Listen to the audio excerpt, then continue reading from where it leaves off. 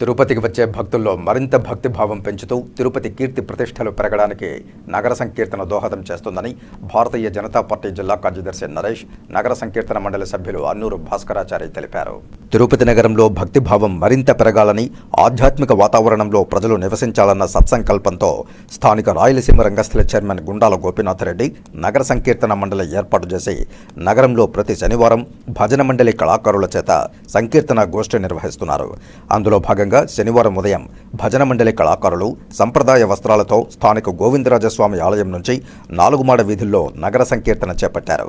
నగర సంకీర్తన అనంతరం భక్తులకు అన్నప్రసాదాల వితరణ చేశారు. ఈ కార్యక్రమంలో సుశీల, మునికుమారి, పద్మావతి, జయమ్మ, కల్పన, ఉషారాణి, భరత్, పార్వతి, ధనలక్ష్మి, నిర్మల, వాసురెడ్డి, మునినాథ్ రెడ్డి, కస్పా పద్మనాభం, చంద్రబాబు నాయుడు, కొండే చెంగారెడ్డి, శాంబోలి హరినాథ్, పొన్నాల జయజిరెడ్డి, సుబ్రహ్మణ్యం రెడ్డి, పార్వతి, పద్మ, ఉషారాణి, కల్పన, జయమ్మ తదితరులు పాల్గొన్నారు. నిమిషాలకు ఈ నగర సంకీర్తన కార్యక్రమం జరుగుతుంది. ఇలాంటి అద్భుతమైన మన సనాతన ధర్మంలో భాగమైన ఈ కార్యక్రమాన్ని పునరుద్ధరించి గత సంవత్సర కాలంగా విజయవంతంగా నడిపిస్తున్న మన సంస్కృత విభాగ గోపి గారికి, వారి భక్త బృందానికి అభినందనలు తెలుపుకుంటున్నాం. ఈ నగర సంకీర్తన ద్వారా ప్రతి శనివారం ఉదయం స్వామివారి నామస్మరణతో ఈ పురవీధులని మారుమోగిపోతున్నాయి. వాటి వల్ల భక్తి భావమే కాకుండా మన మనసుకు ఉల్లాసం, తర్వాత ఆరోగ్యానికి కూడా ఎంతో ఉపయోగకరం.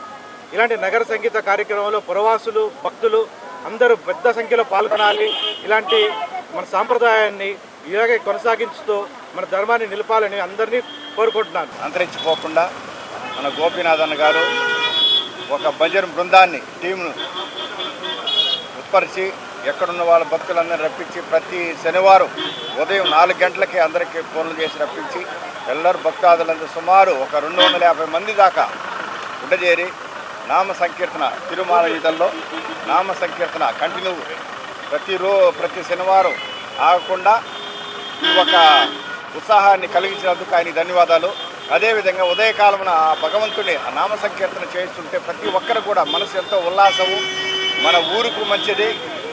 చేసే భక్తాదులందరూ కూడా ప్రతి ఒక్క వాళ్ళలో ఉండేటువంటి రోగ నిరోధక ఆయుర్వేదం లాగా పనిచేస్తున్నది.